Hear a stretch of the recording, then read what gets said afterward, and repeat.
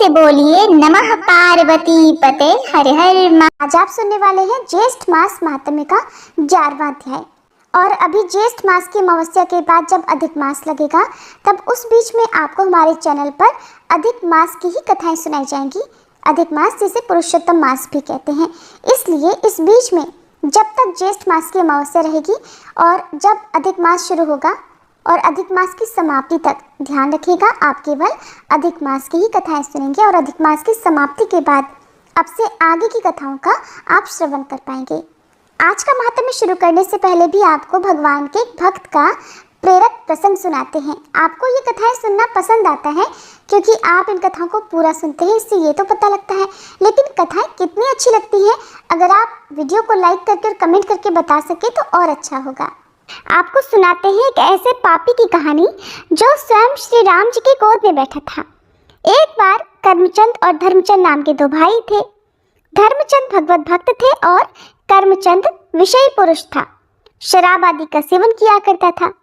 बड़े भाई धर्मचंद संतों से निवेदन करके उनको घर लाते, उनकी आरती करते और प्रसाद खिलाते। ये सब देखकर कर्मचंद संतों को गाली दिया करता क्योंकि वो दुष्ट स्वभाव का था।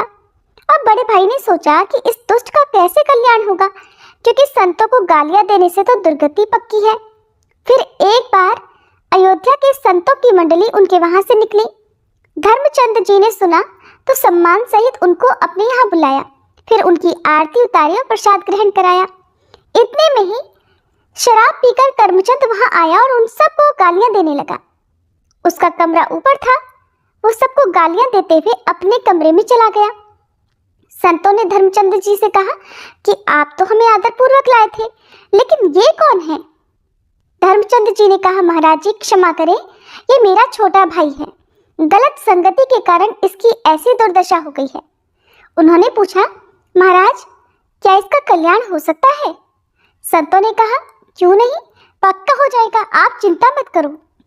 उनमें से एक संत हष्ट पुष्ट थे।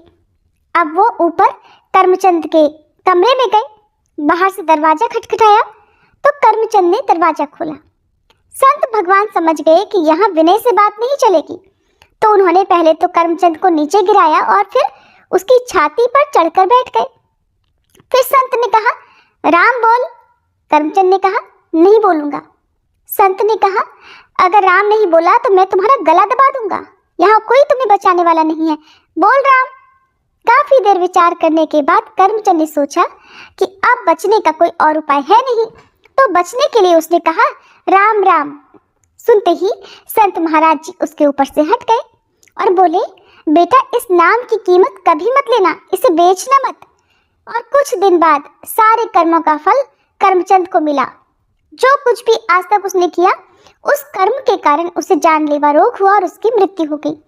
अब कर्मचंद यमराज जी के दरबार में पहुंचा। यमराज जी ने जब उसका लेखा जोखा देखा तो उसके खाते में तो केवल पाप ही पाप लिखे थे। बस 2 बार उसने किसी संत की कृपा से राम बोला था। यमराज जी ने कहा कि ये राम नाम जपना ही एकमात्र पुण्य है तुम्हारा, क्या लोगे इस राम नाम के बदले में? कर्मचंद को संत महाराज की संगति के कारण उनकी बात याद रही, जिन्होंने कहा था कि बेटा इस राम नाम के फल को बेचना नहीं। तो कर्मचंद ने पूछा कि पहले तो हमें कीमत बताइए इस 2 बार राम नाम जपने की।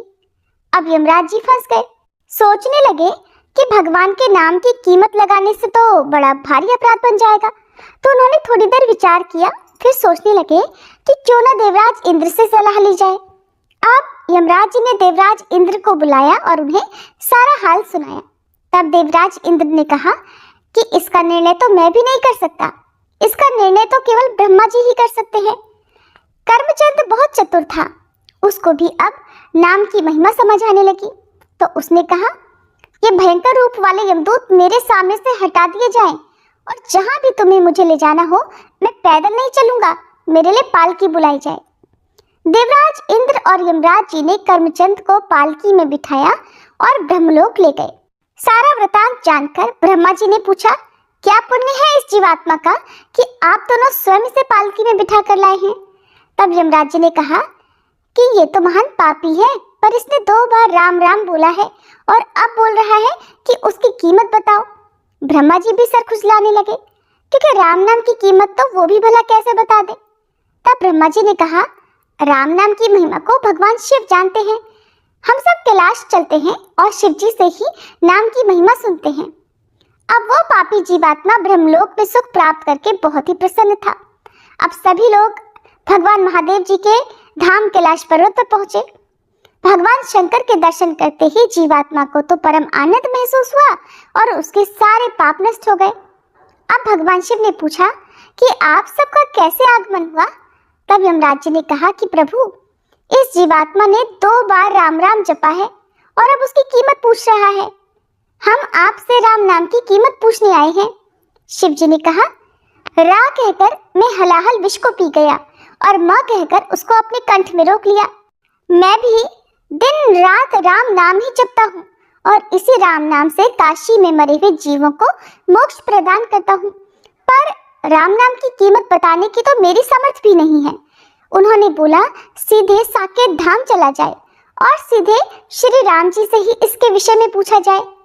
अब तो जीवात्मा को बड़ा आनंद हुआ। सभी लोग जीवात्मा को दुल्हे की तरह पालकी में बिठाकर साकेत धाम पहुंचे। तब भगवान श्री राम जी ने पूछा, कैसे आगमन हुआ। यमराज जी ने बताया कि प्रभु, ये जीवात्मा बड़ा पापी है, लेकिन इसने आपके एक प्रेमी महात्मा के कहने पर 2 बार राम राम जपा है और अब ये उसकी कीमत पूछ रहा है। तब भगवान श्री राम ने कहा, इसको मेरी गोद में बिठाओ। भगवान श्री राम ने उस जीवात्मा को अपनी गोद में बिठाया और उसको दुलार करते हुए कहा कि कीमत तो मैं भी नहीं बता सकता, पर महिमा आप स्वयं देख लो।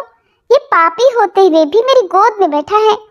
राम नाम की महिमा देखो कि शराब पीने वाला कुमार्गामी जीव जो संत द्रोह करता था, एक संत महाराज की अहेतु की कृपा से उसने अपने जीवन में केवल 2 बार ही राम नाम जपा, तो खुद श्री राम जी ने उसे अपनी गोद में बिठाया और दुलार कर रहे हैं।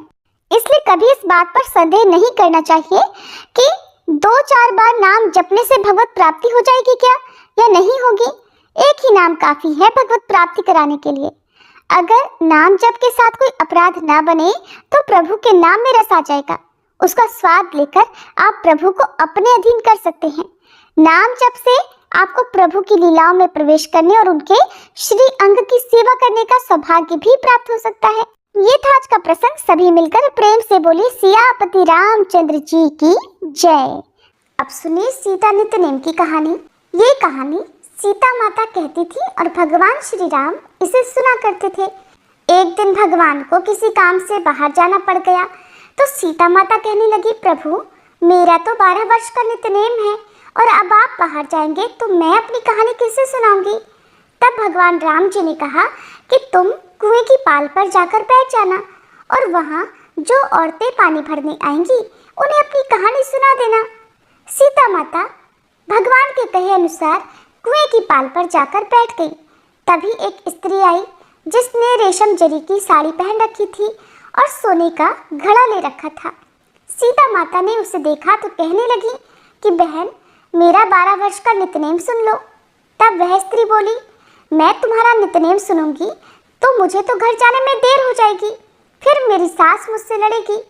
उसने कहानी नहीं सुनी और चली गई। घर जाते ही उसकी रेशम जरी की साड़ी फट गई, सोने का घड़ा मिट्टी के घड़े में बदल गया। ये सब देखकर सासू माँ ने पूछा, अरे बहू, ये किसका दोष अपने सिर पर लगा कर आई हो। तब बहू ने कहा कि माँ जी, कुएं पर एक औरत बैठी थी, उसने कहानी सुनने के लिए कहा, लेकिन मैंने नहीं सुनी, जिसका ये फल मुझे मिला है। अब बहू की बात सुनकर अगले दिन वही साड़ी और घड़ा लेकर सास कुएं की पाल पर गई। सास को वहीं पर सीता माता बैठी मिली तो सीता माता ने उससे भी कहा कि बहन, मेरी कहानी सुन लीजिए। सास बोली कि एक बार छोड़, मैं तो 4 बार कहानी सुन लूंगी।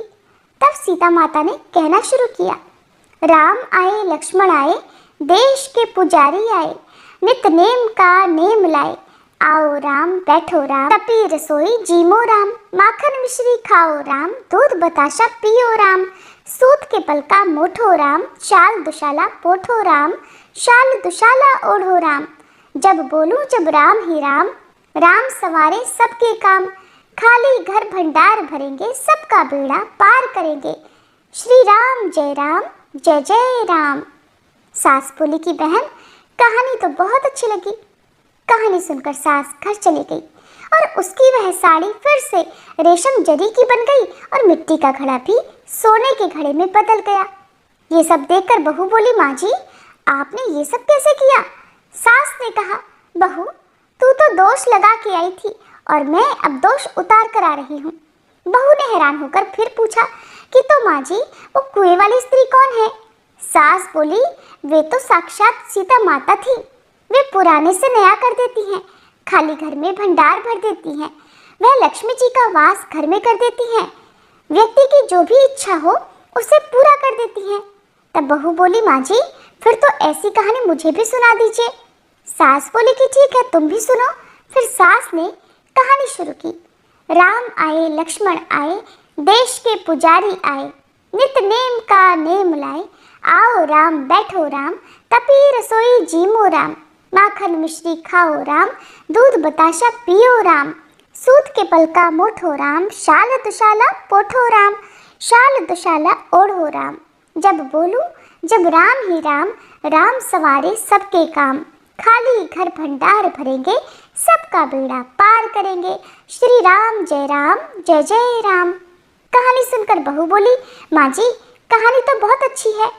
सास ने कहा, ठीक है अब तो हम इस कहानी को रोज कहा करेंगे। अब सास बहू रोज सवेरे उठती, नहाती धोती और पूजा करने के बाद नित्य नेम की सीता माता की कहानी कहती। एक दिन उनके यहाँ पड़ोस की एक औरत आई और बोली, बहन जरा सी आँच तो देना। तो वे बोली कि आँच तो अभी तक हमने जलाई ही नहीं। पड़ोसन ने पूछा, तो फिर तुम सुबह 4 बजे से उठकर कर क्या रही हो? उन्होंने बताया कि सुबह उठकर हम तो पहले पूजा करते हैं, फिर सीता माता की नित्य नेम की कहानी कहते हैं। पड़ोसन ने उनकी बात सुनकर फिर पूछा, सीता माता की कहानी कहने से तुम्हें क्या मिला? तब वे बोली कि इनकी कहानी कहने से घर में भंडार भर जाते हैं, सारे काम सिद्ध हो जाते हैं, मन की इच्छा भी पूरी होती है। पड़ोसन बोली कि बहन फिर तो ऐसी कहानी मुझे भी सुना दो। वह बोली, ठीक है तो फिर तुम भी ये कहानी सुन लो। राम आए लक्ष्मण आए, देश के पुजारी आए, नित्य नेम का नेम लाए। आओ राम बैठो राम, तपी रसोई जीमो राम। माखन मिश्री खाओ राम, दूध बताशा पियो राम। सूत के पलका मोठो राम, शाल दुशाला पोठो राम। शाल दुशाला ओढ़ो राम। जब बोलूं जब राम ही राम, राम सवारे सबके काम। खाली घर भंडार भरेंगे, सबका बेड़ा पार करेंगे। श्री राम जय राम। सारी कहानी सुनने के बाद पड़ोसन कहने लगी, बहन कहानी तो मुझे बहुत अच्छी लगी। अब वह पड़ोसन भी नित्यनेम सीता माता की कहानी कहने लगी। कहानी कहने से सीता माता ने पड़ोसन के भी भंडार भर दिए। अब तो पूरे मोहल्ले में नित्यनेम की कथा चल पड़ी और हर किसी की मनोकामना सीता माता की कृपा से पूरी होने लगी। हे सीता माता, हे जानकी माता, जैसे आपने उनके भंडार भरे वैसे ही हम सबके भी भरना। कहानी कहने वाले के, सुनने वाले के और हुंकार भरने वाले के भी। सभी प्रेम से बोलिए सीता माता की जय। अब सुनिए आज का महात्म्य। भारतवर्ष के नैमिषारण्य तीर्थ में शौनक आदि ऋषि प्रातःकाल नित्य और नैमित्तिक क्रियाओं का अनुष्ठान करके कुशासन पर बैठे हुए थे। उसी समय अचानक वहां सूत पुत्र उग्रश्रवा आ पहुंचे। आकर उन्होंने विनीत भाव से मुनियों के चरणों में प्रणाम किया। उन्हें आया देख ऋषियों ने बैठने के लिए उन्हें आसन दिया।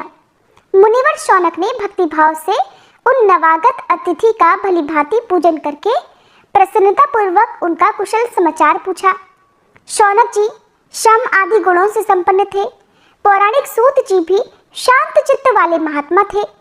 अब वे रास्ते की थकावट से छूटकर सुस्थिर आसन पर आराम से बैठे हुए थे। उनके मुख पर मंद मुस्कान की छटा छा रही थी। उन्हें पुराणों के संपूर्ण तत्व का ज्ञान था। शौनक जी भी पुराण विद्या के ज्ञाता थे। वे मुनियों की उस सभा में विनीत भाव से बैठे हुए थे और आकाश में ताराओं के बीच चंद्रमा की तरह शोभा पा रहे थे। उन्होंने परम विनीत सूत जी से एक ऐसे पुराण के विषय में प्रश्न किया जो परम उत्तम श्री कृष्ण की कथा से युक्त, सुनने में सुंदर और सुखद मंगलमय, मंगल योग्य तथा सर्वदा मंगलधाम हो, जिसमें संपूर्ण मंगलों का बीज निहित हो, जो सदा मंगलदायक, संपूर्ण अमंगलों का विनाशक, समस्त संपत्तियों की प्राप्ति कराने वाला और श्रेष्ठ हो। शौनक जी ने पूछा, सूत जी, आपने कहाँ के लिए प्रस्थान किया है और आप कहाँ से आ रहे हैं? आज आपके दर्शन से हमारा तो दिन कैसा पुण्यमय हो गया है। हम सभी लोग कलयुग में श्रेष्ठ ज्ञान से वंचित होने के कारण भयभीत हैं, संसार सागर में डूबे हुए हैं और इस कष्ट से मुक्त होना चाहते हैं। हमारा उद्धार करने के लिए ही निश्चित ही आप यहाँ पधारे हैं।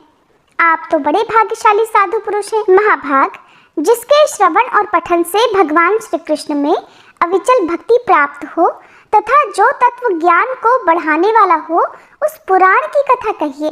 हे सूत नंदन, जो मोक्ष से भी बढ़कर है, कर्म का मूलोच्छेद करने वाली तथा संसार रूपी कारागार में बंधे हुए जीवों की बेड़ियां काटने वाली है, वह कृष्ण भक्ति ही जगत रूपी दावानल से दग्ध हुए जीवों पर अमृत रस की वर्षा करने वाली है। वही जीवधारियों के हृदय में नित्य निरंतर परम सुख एवं परमानंद प्रदान करती है। सूत जी ने कहा, मैं सर्वप्रथम अमित तेजस्वी गुरुदेव व्यास जी के चरण कमलों की वंदना करता हूँ। तत्पश्चात श्री हरि को, संपूर्ण देवताओं को और ब्राह्मणों को प्रणाम करके सनातन धर्मों का वर्णन आरंभ करता हूँ। ब्रह्म कल्प में मधु कैटभ के मेद से मेदिनी की सृष्टि करके सृष्टा ने भगवान श्री कृष्ण की आज्ञा लेकर सृष्टि रचना की थी। फिर वराह कल्प में जब पृथ्वी एकार्णव के जल में डूब गई थी, वराह रूपधारी भगवान विष्णु के द्वारा अत्यंत प्रयत्न पूर्वक रसातल से उसका उद्धार करवाया और सृष्टि रचना की। इसके बाद पाद्य कल्प में सृष्टिकर्ता ब्रह्मा जी ने श्री विष्णु के नाभि कमल पर सृष्टि का निर्माण किया। ब्रह्मलोक पर्यंत जो त्रिलोकी है उसी की रचना की। ऊपर के जो नित्य 3 लोक हैं उनकी नहीं। सृष्टि निरूपण के प्रसंग में मैंने ये काल गणना बताई है और किंचन मात्र सृष्टि का निरूपण किया है। अब फिर आप क्या सुनना चाहते हैं? शौनक जी ने पूछा, सूत नंदन, अब ये बताइए कि गोलोक में सर्वव्यापी महान परमात्मा गोलोकनाथ ने इन नारायण आदि की सृष्टि करके फिर क्या किया? इस विषय का विस्तार पूर्वक वर्णन करने की कृपा करें। सूत जी ने कहा कि ब्रह्मन इन सब की सृष्टि करके इन्हें साथ लेकर भगवान श्री कृष्ण अत्यंत कमनीय सुरम्य रास मंडल में गए। वहां रमणीय कल्प वृक्षों के मध्य भाग में मंडलाकार रास मंडल अत्यंत मनोहर दिखाई देता था। वह सुविस्तृत, सुंदर, समतल और चिकना था। चंदन, कस्तूरी, अगर और कुमकुम से उसको सजाया गया था। उस पर दही, लावा, सफेद धान और दूर्वा दल बिखेरे गए थे। रेशमी सूत में बंधे हुए नूतन चंदन पल्लवों की बंधनवारों और केले के खंभों द्वारा वो चारों ओर से घिरा हुआ था। करोड़ों मंडप, जिनका निर्माण उत्तम रत्नों के सारभाग से हुआ था, उस भूमि की शोभा बढ़ाते थे। उसके भीतर रत्नमय प्रदीप जल रहे थे। वे पुष्प और सुगंध की धूप से वासित थे। उनके भीतर अत्यंत ललित प्रसाधन सामग्री रखी हुई थी। वहां जाकर जगदीश्वर श्री कृष्ण सबके साथ उन मंडपों में ठहरे। मुनिश्रेष्ठ, उस रास मंडल का दर्शन करके वे सब लोग आश्चर्य से चकित हो उठे। वहां श्री कृष्ण के वाम पार्श्व से एक कन्या प्रकट हुई, जिसने दौड़कर फूल लेकर उन भगवान के चरणों में अर्घ्य प्रदान किया। उसके अंग अत्यंत कोमल थे। वह मनोहारिणी और सुंदरियों में भी सुंदरी थी। उसके सुंदर और अरुण ओष्ठ और अधर अपनी लालिमा से बंधुजीय पुष्प होता है दोपहरिये के फूल को कहते हैं, जो दोपहर के समय खिलते हैं लाल, गुलाबी, सफेद से, तो उनकी शोभा को भी पराजित कर रहे थे। मनोहर दंत पंक्ति मोतियों की श्रेणी को तिरस्कृत कर रही थी।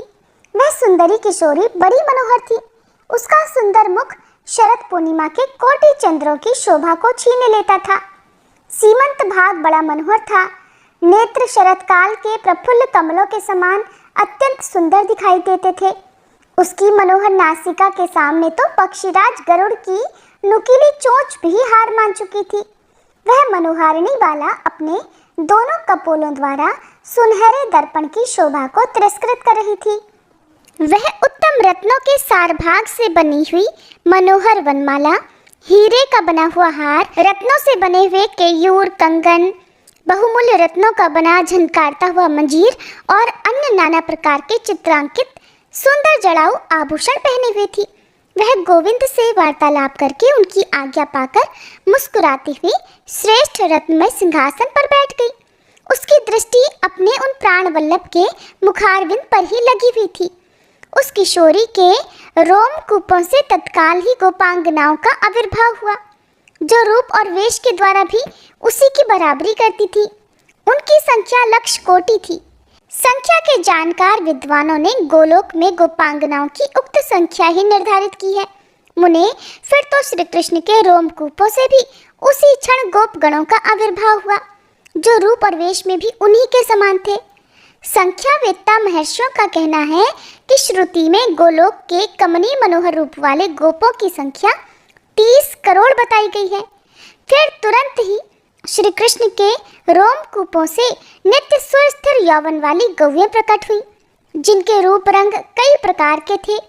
बहुत सारे बलिवर्द यानी सांड सुरभि जाति की गौएं, नाना प्रकार के सुंदर सुंदर बछड़े और अत्यंत मनोहर श्याम वर्ण वाली बहुत सी कामधेनु गौएं भी वहां तुरंत प्रकट हो गई।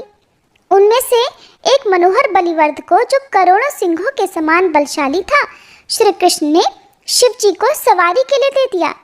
इसके बाद श्री कृष्ण के चरणों के नख छिद्रों से सहसा मनोहर हंस पंक्ति प्रकट हुई। उन हंसों में नर, मादा और बच्चे सभी मिले जुले थे। उनमें से एक राजहंस को, जो महान बल पराक्रम से संपन्न था, श्री कृष्ण ने तपस्वी ब्रह्मा जी को वाहन बनाने के लिए अर्पित कर दिया। इसके बाद परमात्मा श्री कृष्ण के बाएं कान के छिद्र से सफेद रंग के घोड़ों का समुदाय प्रकट हुआ, जो बड़ा मनोहर लगता था। उन्हीं में से एक श्वेत अश्व गोपांगना वल्लभ श्री कृष्ण ने देव सभा में विराजमान धर्म को सवारी के लिए प्रसन्नतापूर्वक दे दिया। फिर उन परम पुरुष के दाहिने कान के छिद्र से उस देव सभा के भीतर ही महान बलवान और पराक्रमी सिंहों की पंक्तियां प्रकट हो गई। श्री कृष्ण ने उनमें से एक सिंह, जो बहुमूल्य श्रेष्ठ हार से अलंकृत था, बड़े ही आदर के साथ प्रकृति देवी अर्थात दुर्गा देवी को अर्पित कर दिया। उन्हें वही सिंह दिया गया जिसे वे लेना चाहती थी। इसके बाद योगीश्वर श्री कृष्ण ने योग बल से 5 रथों का निर्माण किया। वे सब शुद्ध और सर्वश्रेष्ठ रत्नों से बनाए गए थे। मन के समान वेग से चलने वाले और मनोहर थे। उनकी ऊंचाई लाख योजन की और विस्तार 100 योजन का था। उनमें लाख लाख पहिए लगे हुए थे। उनका वेग वायु के समान था। उन रथों में 1-1 लाख क्रीड़ा भवन बने हुए थे। उनमें श्रृंगारोचित भोग वस्तुएं और असंख्य शैयाएं भी थी। उन ग्रहों में लाखों रत्नमय दीप प्रकाश फैलाते थे और लाखों घोड़े उस रथ की शोभा बढ़ाते थे। तरह तरह के विचित्र चित्र उसमें अंकित थे। सुंदर रत्नमय कलश उनकी उज्ज्वलता बढ़ा रहे थे। रत्नमय दर्पणों और आभूषणों से वे सभी रथ भरे हुए थे। श्वेत चंवर उनकी शोभा बढ़ा रहे थे। द्विजश्रेष्ठ भगवान श्री कृष्ण ने उन्हीं में से एक रथ तो श्री नारायण को दे दिया और एक राधिका जी को देकर शेष सभी रथ अपने लिए रख लिए। इसके बाद श्री कृष्ण के गुह्य देश यानी गुप्त अंगों से एक पिंगल पुरुष प्रकट हुआ। गुह्य देश से आविर्भूत होने के कारण वे सब गुह्यक कहलाए और वह पुरुष उन गुह्यकों का स्वामी कुबेर कहलाया, जो धनाध्यक्ष के पद पर प्रतिष्ठित हैं। कुबेर के वाम पार्श्व से एक कन्या प्रकट हुई, जो कुबेर की पत्नी हुई। वह देवी समस्त सुंदरियों में मनोरमा थी, अतः उसी नाम से प्रसिद्ध हुई। फिर भगवान के गुह्य देश से भूत, प्रेत, पिशाच, कुष्मांड, ब्रह्म राक्षस और विकृत अंग वाले बेताल प्रकट हुए। मुने, इसके बाद श्री कृष्ण के मुख से कुछ पार्षदों का प्राकट्य हुआ, जिनकी 4 भुजाएं और वे सब के सब श्याम वर्ण के थे और हाथों में शंख, चक्र, गदा और पद्म धारण करते थे। उनके गले में वनमाला लटक रही थी। उन सब ने पीताम्बर धारण कर रखे थे। उनके मस्तक पर किरीट, कानों में कुंडल और अन्य अंगों में रत्नमय आभूषण शोभा दे रहे थे। श्री कृष्ण ने वे 4 भुजाधारी पार्षद श्री नारायण को दे दिए। गुह्यकों को उनके स्वामी कुबेर के हवाले किया और भूत, प्रेत आदि भगवान शंकर जी को अर्पित कर दिए। इसके बाद श्री कृष्ण के चरणार बिंदों से द्विभुज अर्थात 2 भुजाओं वाले पार्षद प्रकट हुए, जो कि श्याम वर्ण के थे और हाथों में जपमाला लिए हुए थे। वे श्रेष्ठ पार्षद निरंतर आनंद पूर्वक भगवान के चरण कमलों का ही चिंतन करते थे। श्री कृष्ण ने उन्हें दास्य कर्म में नियुक्त कर दिया। वे दास यत्न पूर्वक अर्घ लिए हुए प्रकट हुए थे। वे सभी श्री कृष्ण परायण वैष्णव थे। उनके सारे अंग पुलकित थे, नेत्रों से अश्रु झर रहे थे और वाणी गदगद थी। उनका चित्त केवल भगवत चरणारविंदों के चिंतन में ही लगा हुआ था। इसके बाद श्री कृष्ण के दाहिने नेत्र से भयंकर गण प्रकट हुए, जो हाथों में त्रिशूल और पट्टिश लिए हुए थे। उन सबके 3 नेत्र थे और मस्तक पर चंद्राकार मुकुट धारण करते थे। वे सब के सब विशालकाय तथा दिगंबर थे। प्रज्वलित अग्नि शिखा के समान वे जान पड़ते थे। वे सभी महान भाग्यशाली भैरव कहलाए और वे शिव जी के ही समान तेजस्वी थे। रुरु भैरव, संहार भैरव, काल भैरव, असित भैरव, क्रोध भैरव, भीषण भैरव, महाभैरव तथा खटवांग भैरव, ये 8 भैरव माने गए हैं।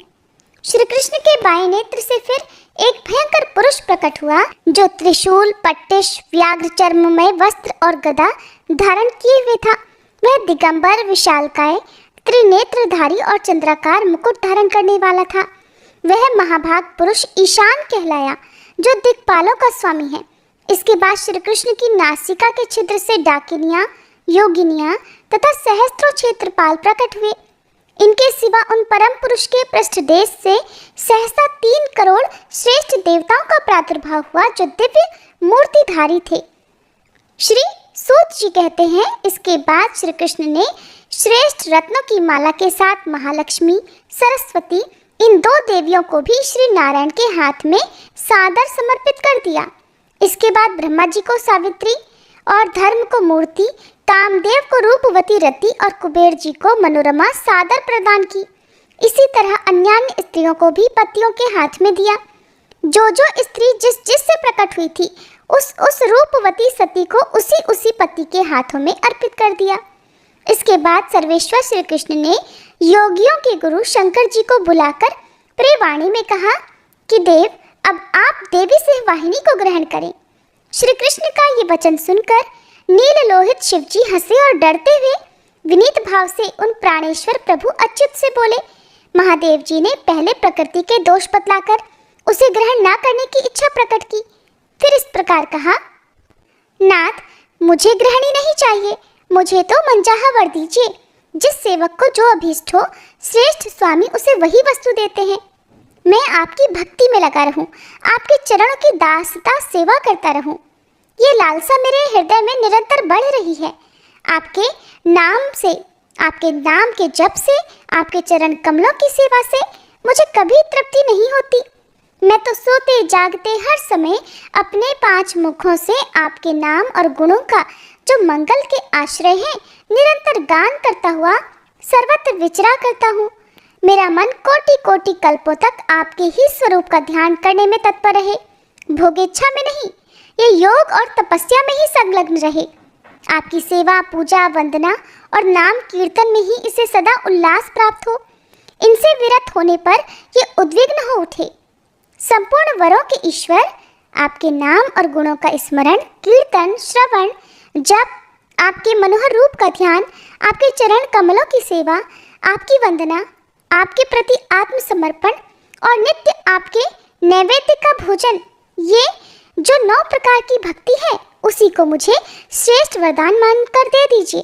महादेव जी का ये वचन सुनकर भगवान श्री कृष्ण हंसे और उन योगी गुरु महादेव जी से ये सर्व सुखदायक सत्य वचन कहे। श्री कृष्ण भगवान ने जो कुछ कहा और इसके बाद जो हुआ, उसका वृत्तांत आप सभी कल सुनिएगा। ओम जय सूर्य भगवान, जय हो दिनकर भगवान, जगत के नेत्र स्वरूपा, तुम हो त्रिगुण स्वरूपा, धरत सब ही तब ध्यान। ओम जय सूर्य भगवान, सारथी अरुण है प्रभु, तुम श्वेत कमल धारी, तुम 4 भुजाधारी, अश्व है 7 तुम्हारे, कोटि किरण पसारे, तुम हो देव महान। ओम जय सूर्य भगवान।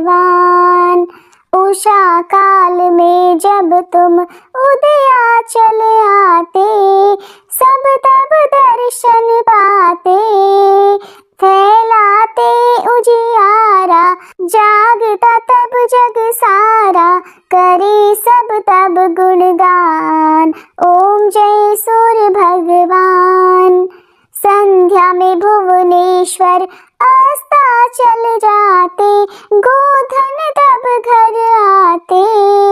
गोधूली बेला में हर घर हर आंगन में हो तब महिमा गान। ओम जय सूर्य भगवान। देव दनुज नर नारी ऋषि मुनिवर भजते, आदित्य हृदय जपते। स्तोत्र ये मंगलकारी, इसकी है रचना न्यारी, दे नव जीवन दान। ओम जय सूर्य भगवान। तुम हो त्रिकाल रचयिता, तुम जग के आधार, महिमा तब अपरंपार। प्राणों का सिंचन करके भक्तों को अपने देते, बल बुद्धि और ज्ञान। ओम जय सूर्य भगवान। भूचर जलचर खेचर सबके हो प्राण तुम्ही, सब जीवों के प्राण तुम्ही। वेद पुराण बखाने, धर्म सभी तुम्हें माने, तुम ही सर्वशक्तिमान। ओम जय सूर्य भगवान। पूजन करती दिशाएं, पूजे दश दिक्पाल, तुम भुवनों के प्रतिपाल। ऋतुएं तुम्हारी दासी, तुम शाश्वत अविनाशी, शुभकारी अंशुमान। ओम जय सूर्य भगवान। ओम जय सूर्य भगवान। जय हो दिनकर भगवान। जगत के नेत्र स्वरूपा, तुम हो त्रिगुण स्वरूपा, धरत सब ही तब ध्यान।